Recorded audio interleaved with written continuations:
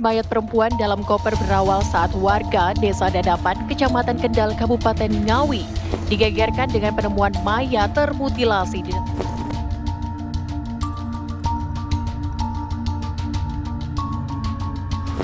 Minta maaf untuk keluarga. Seorang warga Desa Dadapan, Kecamatan Kendal, Kabupaten Ngawi, bernama Bapak Yusuf yang saat itu kurang lebih usianya 40 tahun. Di pagi itu bertanggalkan 23 Januari di tahun 2025. Di saat dia melintasi sekitaran sungai, secara nggak sengaja dia melihat ada bungkusan paket yang dibungkus plastik hitam. Ukurannya cukup besar untuk sebuah paket, Pak. Posisinya terapung di dekat tempat pembuangan sampah, tempat di mana para warga biasanya membuang sampah di sana. Karena merasakan curiga dengan bungkusan itu dan berpikir bahwasanya siapa yang telah membuang paket di sana. Dengan rasa penasaran, Bapak Yusuf langsung mendekati bungkusan paket ini, Pak. Pak Yusuf coba buka perlahan plastik yang membaluti kotak besar itu. Perlahan-lahan, lapis demi lapis, plastik dibuka. Dan dari situ mulai terlihat bahwasanya yang ada di dalam bungkusan itu adalah sebuah koper berwarna merah. Karena pada saat akan memindahkan koper ini juga Bapak Yusuf merasa cukup keberatan. Bapak Yusuf kemudian membukanya di sana. Dan ketika dibuka, alangkah terkejutnya saat melihat apa yang ada di dalam sana. Di dalamnya ada spray berwarna krim yang sudah berlumuran darah. Dan sekilas dia melihat ada tubuh manusia di dalamnya. Sontak aja hal ini membuat Pak Yusuf kaget dan langsung menutup kembali resleting koper ini. Dia kemudian melaporkan temuannya kepada Pak Andik yang merupakan kepala desa setempat. Mendapat laporan dari Pak Yusuf, kemudian Pak Andik langsung membuat laporan ke kepolisian setempat. Gak lama setelah mendapat laporan dari warga, Polres Ngawi bersama petugas puskesmas segera mendatangi lokasi penemuan koper merah ini. Sesampainya di sana, tim kepolisian kemudian segera membuka koper berwarna merah tersebut. Dan benar aja, Pak, apa yang ada di dalam koper itu cukup membuat masyarakat geger. Di dalamnya ada sosok tubuh perempuan yang sudah gak bernyawa, yang dalam keadaan tanpa kepala dan kaki. Kaki kiri hilang dari pangkal paha dan kaki kanannya mulai dari lutut, yang mana kondisinya pada saat itu sudah terbungkus spray. Di dalam koper itu juga terdapat sepatu atau sandal yang nampaknya milik korban. Atas penemuan ini, kemudian jasad korban dibawa ke RSUD Suroto Ngawi untuk dilakukan otopsi dan investigasi lebih lanjut. Sementara sembari menunggu hasil otopsi, para kepolisian juga langsung melakukan investigasi menyusuri wilayah-wilayah sekitarnya untuk mencari bagian lain dari tubuh korban, yaitu kaki dan kepalanya. Dengan adanya media sosial sekarang, tentunya berita seperti itu akan cepat tersebar. Melalui beberapa media, salah satunya WhatsApp, masyarakat coba nge-share penemuan mayat di dalam koper merah itu dengan tujuan mencari keluarga atau kerabat korban. Hal yang pertama dilakukan penyidik untuk mengetahui identitas korban adalah melakukan pengecekan melalui sidik jari. Meskipun tanpa kepala dan kaki, beruntungnya Pak, pihak kepolisian pada saat itu masih mendapati kondisi sidik jari korban secara utuh. Dan dari sinilah baru bisa terungkap identitas korban sebenarnya. Identitas dari korban yang ditemukan secara mengenaskan itu adalah Uswatun Hasanah, seorang wanita yang berusia 29 tahun. Dari situ juga diketahui bahwasanya Uswatun adalah warga Blitar yang dilahirkan pada tanggal 25 April 1995. Setelah mendapatkan informasi tersebut, kepolisian langsung mengkonfirmasikan hal ini kepada keluarga korban. Dan benar aja, keluarganya bisa memastikan bahwasanya benar itu adalah jasad dari Uswatun Hasanah. Jadi, siapa si Uswatun Hasanah ini dan bagaimana kehidupannya sebelum dia menjadi korban pembunuhan brutal tersebut? Dan bagaimana kehidupannya dengan orang-orang terdekatnya, sampai-sampainya sang pelaku tega mengeksekusi Uswatun.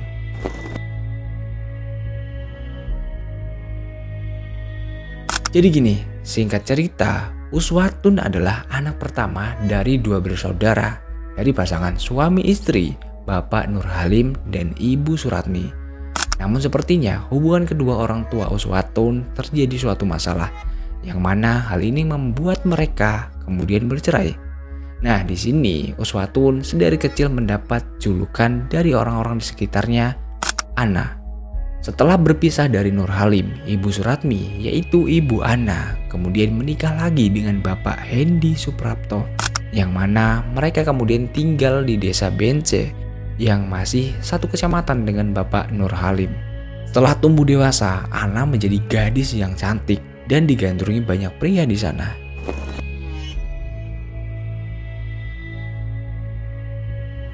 Dan diketahui juga Ana pernah menikah sebanyak 3 kali. Pernikahan pertamanya dilakukan secara resmi dengan seorang pria yang berasal dari Kabupaten Blitar. Nah, dari pernikahan pertamanya ini Ana memiliki 1 orang anak laki-laki. Namun pernikahannya gak berjalan mulus. Setelah menjalani pernikahan selama beberapa tahun, akhirnya Ana memutuskan untuk berpisah dengan suami pertamanya. Barulah di tahun 2018, Ana menikah untuk kedua kalinya dengan seorang pria yang berasal dari Lumajang. Namun, di pernikahannya kali ini dilakukan secara nikah siri. Dari pernikahan keduanya, Ana dikaruniai 1 orang anak perempuan. Tapi, lagi dan lagi pernikahan keduanya juga kandas. Ana kemudian berpisah dengan suami keduanya. Namun, anak-anak baik dari pernikahan pertama maupun pernikahan keduanya ikut dengan Ana.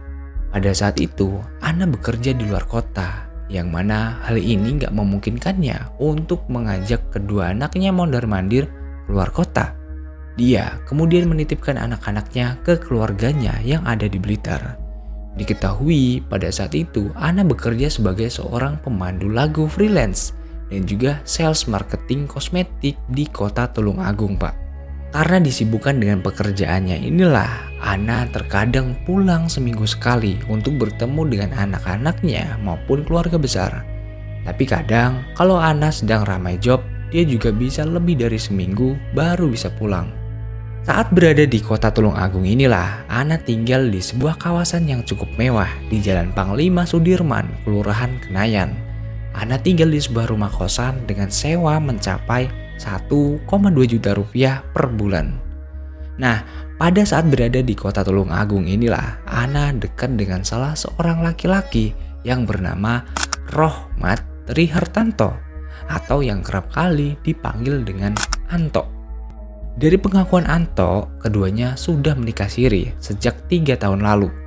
Namun sebenarnya hubungan yang mereka jalani adalah hubungan rahasia, karena di sini Anto sudah mempunyai anak dan istri. Namun keduanya masih tetap menjalani hubungan itu dan kurang jelas nih. Di sini Ana mengetahui bahwa Anto sudah beristri atau enggaknya. Tapi yang jelas mereka tetap melanjutkan hubungan mereka. Pada saat itu, Anto berprofesi sebagai seorang pelatih bela diri dan menjabat sebagai ketua ranting pengurusan silat di sebuah perguruan di Tulungagung. Selain itu juga, Anto menjalankan usaha jual beli mobil. Namun, mobil yang dijual adalah mobil-mobil bodong termasuk kendaraan kredit dan gadai. Selain itu juga, Anto juga aktif terlibat dalam sebuah LSM yang mana hal ini membuatnya cukup sering berhubungan dengan anggota kepolisian setempat. Hubungan Anto dan Ana nampaknya semakin kesini semakin mendapat cobaan. Keduanya sering terlibat cekcok dan dari kesaksian keluarga Ana, mereka juga jarang melihat Anto. Tapi pada saat itu, Ana juga gak bercerita bahwasanya di dalam hubungan rumah tangganya dengan Anto sedang tidak baik-baik aja. Ana selalu ceria ketika pulang kampung, Pak. Di hari itu, tepatnya di hari Minggu 3 Januari 2025, Ana berkunjung ke Blitar, menemui ayah kandung, nenek, dan ibu kandungnya. Dan bahkan saat kepulangannya tersebut, Ana juga memberikan uang ke mereka untuk kebutuhan dapur. Selain itu juga, Ana pada saat itu membicarakan pada ayah sambungnya bahwasanya dia ingin mempunyai rumah sendiri di Blitar. Dan rencananya pada bulan Februari nanti Ana akan mulai membangun rumahnya. Ana lumayan lama berada di Blitar sampai pada akhirnya di tanggal 17 Januari 2025 Ana berpamitan ke seluruh kerabatnya mengendarai sepeda motor dan kembali ke Tulungagung. Dan tanpa disadari bahwasanya itu adalah hari terakhir di mana Ana bertemu dengan keluarga.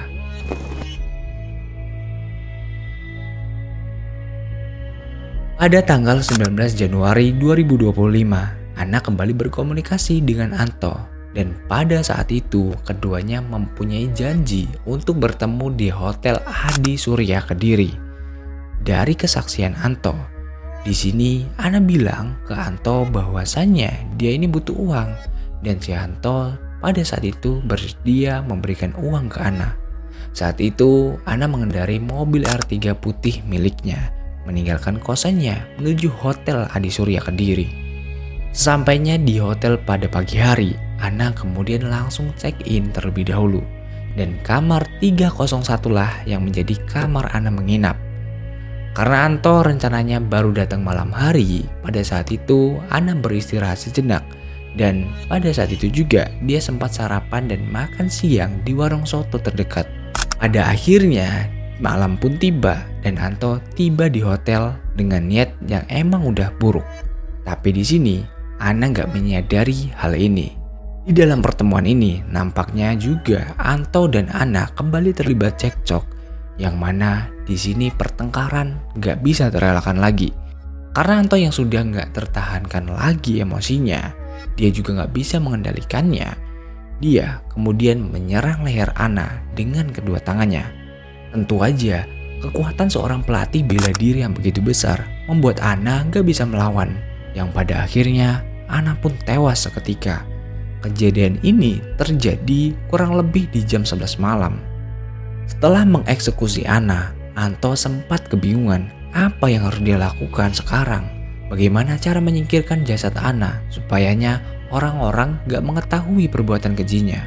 Di malam itu, dengan cepat Anto langsung menghubungi kerabatnya yang berinisial MAM. Dia meminta dijemput di hotel itu. Karena pada saat menuju hotel, Anto ternyata naik ojek, Pak. Nah, setelah MAM ini datang, di malam itu juga Anto minta diantarkan ke rumah neneknya yang berada di Tulungagung. Yang memang rumah ini dalam keadaan kosong. Di sana Anto mengambil sebuah koper yang berwarna merah. Selain itu juga Anto membeli beberapa peralatan yang dibutuhkan seperti plastik dan juga pisau dapur. Setelah mendapatkan perlengkapan itu, Anto kemudian kembali ke Hotel Adi Surya bersama MAM tadi. Di kamar 301 itulah Anto kembali beraksi. Dia berupaya untuk menyembunyikan tubuh Ana dengan memasukkannya ke dalam koper merah. Tapi ternyata, Pak, meskipun tubuh Ana ini mungil, tapi tubuhnya nggak muat untuk dimasukkan ke dalam koper. Anto kebingungan, yang kemudian dia memutar otak. Anto kemudian memisahkan kepala Ana dan mencoba memasukkannya kembali. Namun lagi-lagi, jasad Ana masih juga belum muat untuk dimasukkan ke dalam koper. Lalu Anto kemudian memisahkan kaki kanan dan kaki kiri Ana. Setelah itu, Ana coba dimasukkan kembali ke dalam koper. Tapi lagi-lagi, tubuh Ana masih belum cukup untuk dimasukkan ke dalam koper. Yang pada akhirnya, Anto kembali memisahkan pangkal paha dan barulah di sini percobaan terakhirnya berhasil memasukkan Ana ke dalam koper. Di dalam koper itu juga Anto sekaligus memasukkan selimut yang penuh dengan bercak darah dan sandal atau sepatu yang dikenakan Ana. Sementara kepala dan kaki Ana dibungkus dengan plastik yang terpisah. Kemudian di pagi itu juga, di tanggal 20 Januari, tepatnya di pagi hari kurang lebih jam 5 pagi, Anto keluar dari kamar 301 dan membawa koper merah serta 2 plastik lainnya ke dalam mobil milik MAM tadi. Anto meminta diantarkan ke rumah neneknya, yang mana di rumah neneknya ini Anto sendirian. Disinilah Anto kembali merapikan koper. Dan tepatnya di jam 8, Anto kembali membungkus potongan-potongan tubuh Ana menyerupai paket. Anto membungkusnya menggunakan plastik wrap dan lakban. Di sini, Anto sudah lagi nggak melibatkan MAM. Dia kemudian menyewa mobil Toyota Avanza untuk digunakannya mengangkut dan membuang potongan tubuh Ana. Kemudian pada malam hari di tanggal 20 Januari, Anto kemudian membawa ketiga bungkusan yang menyerupai paket itu berkeliling sembari mencari tempat yang tepat untuk membuangnya. Pada pukul 22 waktu Indonesia Barat, Anto tiba di lokasi pembuangan pertama yang berada di daerah Dusun Dadapan, Kecamatan Kendal, Kabupaten Ngawi. Disitulah Anto kemudian membuang koper yang berisikan tubuh Ana tadi. Masih di hari yang sama, pada pukul 23 waktu Indonesia Barat, Anto menuju pembuangan yang kedua. Tempatnya kali ini berada di daerah Hutan Sampung, Jalan Raya Parang, Hutan Negara, Kecamatan Sampung, Ponorogo. Keberadaannya di sana untuk membuang bagian yang berisikan kaki korban. Mulanya, Anto juga berencana untuk membuang kepala korban di daerah itu juga. Namun, pada saat akan membuang bungkusan yang berisikan kepala tadi, Anto mengalami sedikit hambatan. Pada saat akan melemparkan bungkusan tersebut keluar mobil, bungkusan yang berisikan kepala tadi secara nggak sengaja terbentur kaca mobil, yang pada akhirnya membuat bungkusan kepala itu tadi kembali masuk ke dalam mobil. Karena pada saat itu juga ada kendaraan lain di belakang mobil Anto, jadi Anto mengurungkan niatnya untuk membuang bungkusan yang berisikan kepala tadi. Karena Anto juga takut ketahuan. Barulah keesokan harinya di tanggal 22 Januari, tepatnya di jam 19 waktu Indonesia Barat, Anto kembali berkeliling untuk mencari lokasi yang tepat untuk membuang bungkusan itu, Pak. Setelah sampai di jembatan Desa Selawi, Watu Limo, Trenggalek, Anto membuang bungkusan yang berisikan kepala Ana. Setelah berhasil membuang jasad Ana, Anto merasa sedikit lega dan aman, dengan harapan kepolisian gak bisa mengendus jejaknya. Namun sayangnya, di tanggal 23 Januari, warga menemukan bungkusan koper, dan dari sinilah awal mula terkuaknya perbuatan keji Anto. Saat melakukan penyelidikan dan setelah mengetahui identitas korban, kepolisian segera meminta keterangan dari keluarga korban.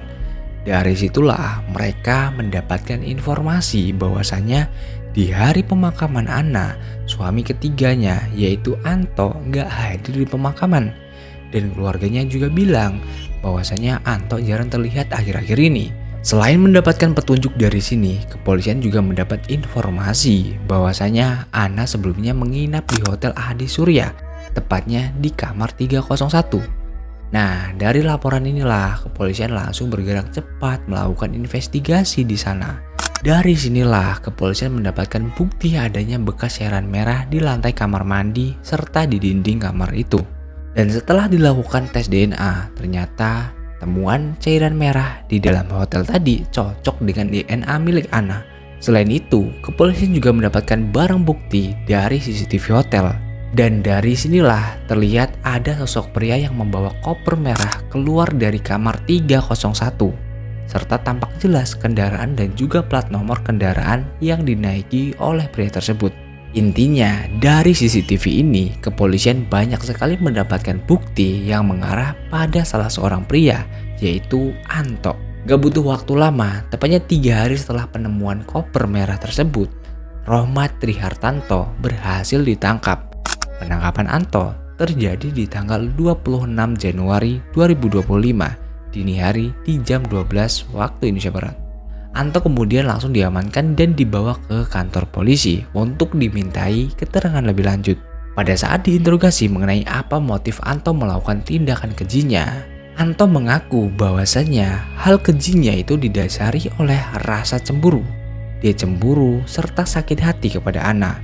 Anto cemburu karena pernah memergoki Ana membawa masuk seorang pria ke dalam kamar kosnya. Padahal lingkungan sekitar kos sudah tahu bahwasannya Anto adalah suami siri Ana. Anto juga merasa sakit hati ketika Ana pernah berkata bahwasanya anak perempuan Anto dari istri sanya kelak besarnya akan menjadi seorang PSK. Ditambah lagi, terakhir Anto merasa sakit hati ketika Ana memintanya untuk menghabisi anak kedua Anto dari istri sanya. Dengan alasan karena dia gak suka melihat Anto punya anak lagi dengan istri sahnya. Tapi untuk kebenaran ini, pengakuan Anto masih belum diketahui. karena ini hanyalah pengakuan dari sang pelaku. Bisa aja dia ngarang cerita tersebut supayanya meringankan hukumannya. Tapi di sini perlu kalian ketahui, setelah kepolisian menyelidiki lebih dalam, ternyata status pernikahan si Riana dan Anto adalah karangan belaka dari si Anto. Dan hal ini hanya untuk mengelabui penjaga kosan, dan prosesi pernikahan siri keduanya gak pernah terjadi, Pak. Anto bukan cuma mengeksekusi Ana, tapi juga dia menjual mobil R3 milik Ana. Bahkan sebelum dia membuang jasadnya, yang mana dia kemudian menggunakan uang hasil penjualan mobil itu untuk membeli mobil Toyota Vios, Pak. Dan untuk keterlibatan kerabatnya, MAM, kepolisian masih melakukan penyelidikan lebih lanjut. Pihaknya juga melakukan penyelidikan mengenai usaha jual beli mobil bodong yang dijalankan oleh Anto. Polisi telah mengamankan sejumlah barang bukti, diantaranya pisau buah yang digunakan pelaku untuk memutilasi korban, sejumlah HP milik korban dan pelaku, 1 unit kendaraan R4 Suzuki R3 warna putih milik Ana, serta 1 unit mobil Toyota Vios berwarna hitam yang merupakan mobil hasil penjualan dari mobil korban. Selain itu juga, polisi juga menyita 1 unit mobil merek Toyota Avanza berwarna putih yang disewa Anto pada saat membuang potongan jenazah korban ke 3 lokasi. Atas perbuatannya, Anto akan dijerat dengan pasal pembunuhan berencana, pembunuhan, dan penganiayaan berat yang menyebabkan kematian dengan ancaman hukuman mati atau penjara seumur hidup. Gue di sini turut berduka cita atas kepergian korban dan teruntuk keluarga yang ditinggalkan. Semoga bisa ikhlas dan tabah menghadapi ini semua. Dan semoga atas perbuatannya Anto, dia bisa mempertanggungjawabkan perbuatannya dan dihukum seadil-adilnya. Dan sekali lagi gue ingatkan, dari kasus-kasus yang gue bahas di channel ini, gue sama sekali gak ada maksud untuk mengajak kalian meniru adegan-adegan pada kasus yang gue ceritain. Tapi di sini gue hanya sekedar bercerita dan mengambil hikmah dari kejadian tersebut, supayanya hal serupa gak terjadi di lingkungan kita atau bahkan kita sendiri. So, gue mohon maaf kalau ada salah kata dalam menyampaikan informasinya. Dan gimana pendapat kalian soal kasus ini? Silahkan ketik di kolom komentar. See you di next video dan jangan lupa klik tombol subscribe itu gratis, Pak. Bye.